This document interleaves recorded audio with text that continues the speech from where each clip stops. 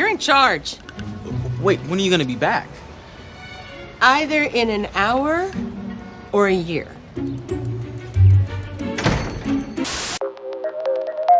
To end this Halloween marathon, I think we're going to look at maybe the scariest thing known to man. Live action. Wait, you don't think that's scary? Maybe you should let me finish. For this final episode, we're going to be taking a look at kids' live action series. In all seriousness, you don't need me to tell you that live action shows and movies made exclusively for kids tend to be lacking, for lack of a better term. I'm not talking about stuff that's just appropriate for kids either. I'm talking about stuff exclusively made for a younger audience. Like a lot of the Disney Channel series or a lot of the Nickelodeon live action series. They tend to have subpar writing, subpar effects, and just some of the worst acting imaginable. And I'm not just talking about the child actors either. I've always associated the magical stuff with Halloween. That being said, kids' shows and films focusing on magic specifically tend to be more subpar than standard. And that's because effects are expensive, which studios don't want to budget to kids' films or shows. You need very talented people to react to things that just aren't there. It's very rare to see something like that come into fruition. You might say that it takes a little magic to do it right.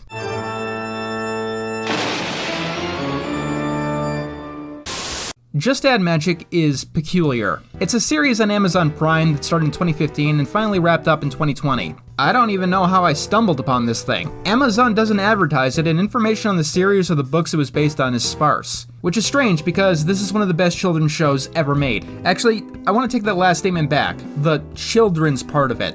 I mean, it is a children's show. That's what Amazon says it is at any rate, which is not a genre, but I digress. I made a video on that exact issue. Just watch it and replace every time I say animation with children's, and it will make exactly as much sense. Just Add Magic is one of my favorite shows of all time. Not just children's shows, but shows, period. And I've been wanting to talk about it for years now, since I first uncovered it. If you like the Harry Potter series, this is your new goldmine. Plain and simple. I've also heard it compared to Charmed and Sabrina the Teenage Witch, although I'm less familiar with those properties. It stars a girl named Kelly Quinn. She has a pretty normal life. She goes to school, she's got an annoying little brother, and so on. She spends a lot of time cooking with her two best friends, Darby O'Brien and Hannah Parker Kent. The one big issue in her life is her grandmother. One day, she just stopped talking. It happened suddenly and seemingly at random. Ever since then, she's only been able to give people vacant stares, and no one knows why. When looking through her grandmother's stuff, Kelly finds this old cookbook with very odd and bizarre recipes. Itchy ice cream, hazelnut healing tarts, and so on. Because it's her grandmother's birthday, they decide to try one of the recipes from the book, baking a shut-em-up shortcake. However, it calls for a very unusual ingredient, Cedronian vanilla. The only place they know where they might be able to find something like that is at a quaint local cafe, Mama P's. The owner is all too eager to provide it to Kelly and her friends. Unfortunately, Buddy knocks over the cake, and at that point, he's the only one willing to eat it. The next morning, he's not able to talk at all. Aha! I guess I did shut you up. Wait, you can't talk at all? Almost like magic. Meanwhile, Darby, who added the vanilla, can't stop talking. It glowed? How did it take you this long to mention glowing? Oh my gosh, should we tell someone? I'm thinking no, we should definitely keep it a secret, which is gonna be really hard for me since I can't stop talking. I guess we'll just talk about something else. Like, did anyone else notice that Jimmy got his braces off? Hey Jimmy, do your teeth feel slimy? This is the setup for episode 1 of the series, and most of the episodes go somewhere along the lines with that, with each episode showcasing a magical recipe. In a sense, it's just as much of a show about cooking as it is a show about magic. And honestly, that's just a really genius move. There are rules to cooking. You can't just cook something half as long at twice as much heat. Too much of one ingredient can cause it to taste wrong. Using too much of one magical ingredient can make unexpected and unintended things happen. Beyond that, it's not too different from something that is usually associated with witches casting spells, and that's making a potion. In this series, it's not about someone adding Eye of Newt to a bubbling cauldron to make a strength potion. It's someone adding Werepos garlic cloves to shellfish to gain muscles. Yes, all of the foods have clever pun-based names. Sometimes the spells have unintended consequences. Cedronian spices tend to have a give-and-take downside with the shortcake. Sometimes the spells have a time limit. Sometimes the spells work flawlessly as intended, and that's the problem with them. Getting a spell right really is like properly spicing a food sometimes. Also, it helps that whoever's behind the camera really knows how to film a cooking montage. The food they cook in the series always looks delicious. even if they're making something as simple as peanut butter and jelly. Like, don't watch this show on an empty stomach, for a different reason than I usually say that. A cooking magic show is a really good idea, and this is a show that is absolutely full of good ideas. Let's start with the biggest reason that non-animated shows based on magic have a lot of difficulty, and that's the effects. This isn't just a kid's show kind of thing. It's any show that has something supernatural. When you do a supernatural premise, you want to get the most bang for your buck. So you want to show these big, flashy battles with a lot of spells going on. Maybe characters get cloned, or they're made tiny, or they change shape, or you're summoning fairies, or something like that. The temptation is extremely easy to understand. However, effects are expensive. The effects in the first couple of Harry Potter films, look, I said outdated before, but they were bad at the time. And Harry Potter y la Piedra Filosofal had a budget of $125 million. In an episodic TV show like Wizards of Waverly Place, you're running on even more fumes. How Just Add Magic gets around its effects budget is impressive, because this is not a highly budgeted show. It's not something like Rings of Power. Here's the clever thing. Most of the spells do not use effects at all. The Shut 'em Up Shortcake, for instance, that just requires someone to not talk and someone to not stop talking. Almost all of the spells are like that in some way or form. Bitter Truth Truffles to force someone to tell the truth. Settle the Beef Sandwich to get people to tell you their grudges. Can't Recall Caramel to make people not remember something.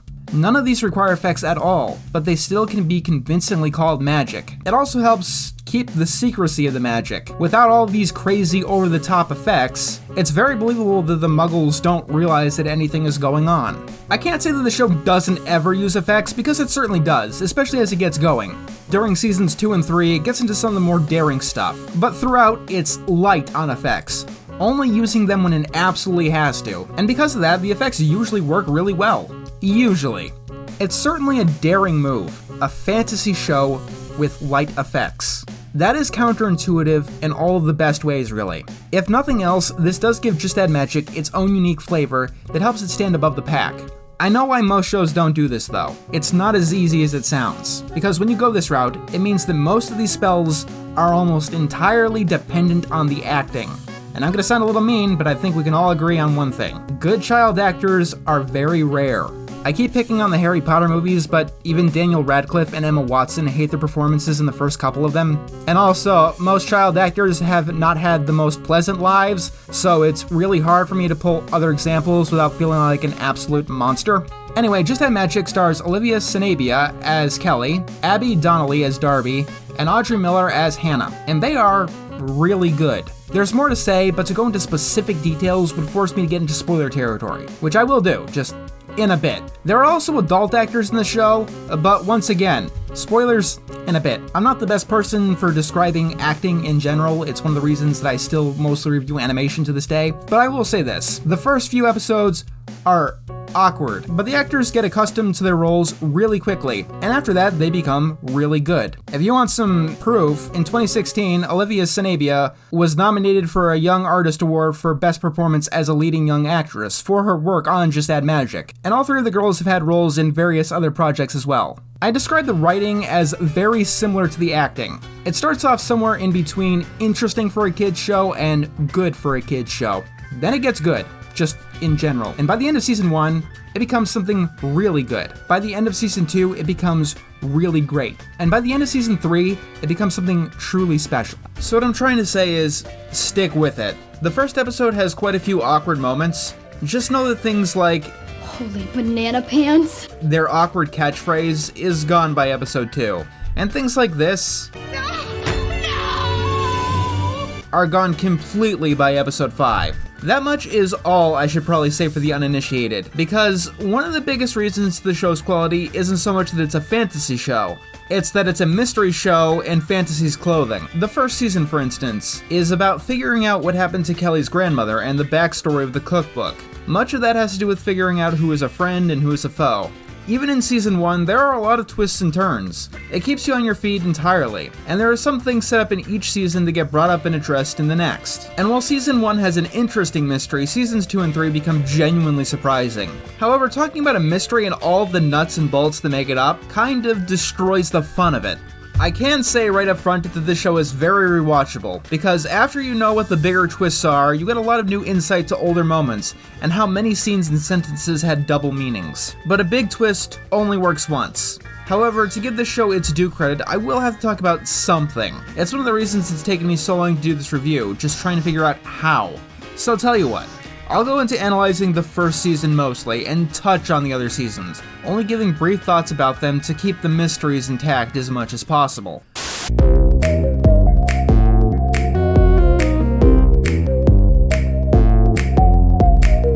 The first season has the same plot as the book, at least according to Wikipedia. This is a beautiful description, by the way, and I absolutely have to share it with you. Ahem. Middle school girls, capital best friends, Kelly, Darby, and Hannah find an old cookbook with a photo of her grandma and her two friends in Kelly's attic.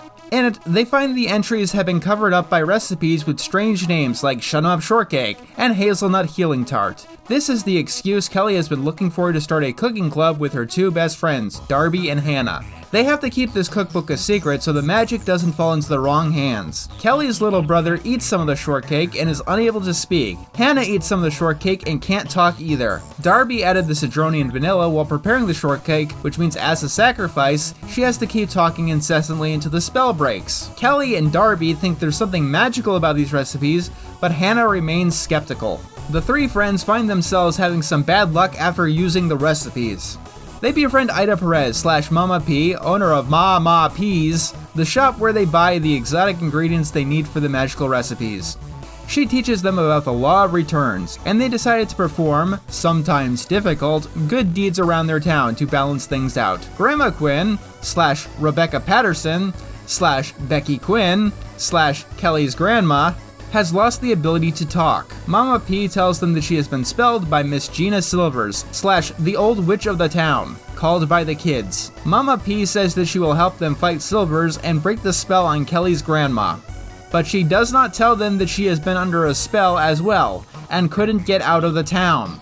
Finally, the girls cook their own spell, which is called Last Ditch Layer Cake, which breaks away all the curses in town. They find out Kelly's grandma cursed herself. They also find out Mama P is bad. Shakespearean. At least, it's as hard to parse as Shakespeare. I swear to you, the actual show is a lot better than this. And I assume that the book is too. Anyway, as stated, the show stars Kelly, Darby, and Hannah. Now, the trio is a pretty standard kids show strategy. You usually got the leader, that's Kelly, then you got the smart one, that's Hannah, and finally you got the sporty one who usually falls into comic relief. That's Darby here. While this can be mixed around, it's usually the main cast in a kids show. Carly, Sam, and Freddie from iCarly, Harry, Ron, and Hermione from Harry Potter, Cookie, Mose, and Ned from Ned's Declassified, and so on. Sometimes the roles move around a bit, but most live-action kids shows tend to use this trilogy as a setup. And it's no exception here. However, Just Add Magic ends up using a unique spin on this. My favorite is what they do with Kelly. Usually in these kind of shows, the leader archetype has everything all together, and is always able to find the solution to their problems, albeit with help from their friends. They will usually do anything they can to solve a problem, and Kelly is definitely like that, which ends up leading to problems. She tends to be the first to suggest they use magic to solve their problems, without concerning herself about the downsides of the magic. Season 1's best example of this is her using a memory-peering spell again and again, not really caring that she's losing an entire day in the present. Kelly. Be there. You have to come back. Kelly. What are you guys doing here? It's nighttime. You've been in here all day. Kelly, we're worried about you. At times, she can seem quite addicted to the magic, which eventually gets her friends to stage an actual intervention. The other two definitely break from their archetypes as well. Darby starts the series as a bit of a klutz, but she actually ends up solving a lot of the problems in her own way as the show goes on. Hannah and Kelly can overthink problems a lot, and Darby tends to know how to cut through a lot of the fat and recommend simple, straightforward solutions. Meanwhile, Hannah is willing to break the rules and play a little dirty if need be, albeit with some apprehension. She was the one willing to sneak around Miss Silver's house to find clues. She aided the others in stealing her spices. And she was also willing to lie to get Kelly in trouble during Season 1's finale, to help with Kelly's magic and mystery obsession. Along the way, Kelly discovers that her grandma Becky was once a protector of the cookbook, with Mama P and Gina Silvers. The magic eventually tore their friendship apart and caused them all to curse each other. which creates stakes for Kelly and her friends. In order for the girls to succeed in most of their endeavors, they do need to learn to work together and be on the same page. And they have living consequences of what will happen if they don't. It's a constant reminder of just what's at stake here, beyond the macro danger to the world kind of deal. And because the original cooks are no longer friends, none of them have anything nice to say about each other. Although that's because Becky doesn't have much to say about anything in season 1. The 3 original cooks are the reasons that I have to spoil season 1 to talk about the characters of the show. Becky does become an actual character in future seasons, and develops into something of her own. Although I will say, it's the other 2 original cooks that really stand out in the future seasons. Gina Silvers becomes everyone's favorite character. She starts out as, well, a typical witch. The scary old lady that everyone is even afraid to go near. But after season 1, the girls are able to overcome her defenses and she becomes like this cool aunt to them. She forms a genuine friendship with the others, and they seem to learn the most about magic from her. Then there's Mama P, who you really can't talk about without spoilers. Throughout season 1, there's the question of if she's really good or evil. She's fully willing to give the girls magic spices, and she is the one who teaches Kelly the basics, by trapping her inside a kitchen with a barrier spell until she can cast a way to get herself out.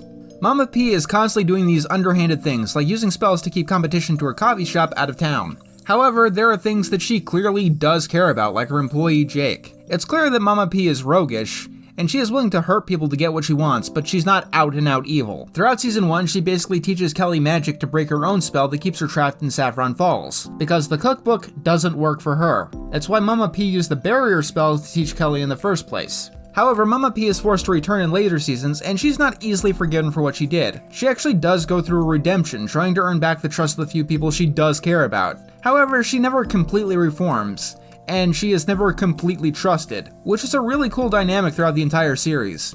She does have a lot of knowledge that is super helpful, and her willingness to be underhanded is an asset that no one else really possesses. Jake is also a pretty great character. He's the first one that gets told about the magic, and because of this, he tends to get roped into whatever crazy adventures the girls are currently in, whether intended or not. If someone accidentally eats a magic recipe, chances are that it's going to be him. He tends to be comic relief, but he is a real character in and of himself, with actual hopes and dreams of one day having his own food chain. Speaking of comic relief, the show is actually really funny. Many of the unintended effects of the magical foods can make people act odd, which is almost always a fun time.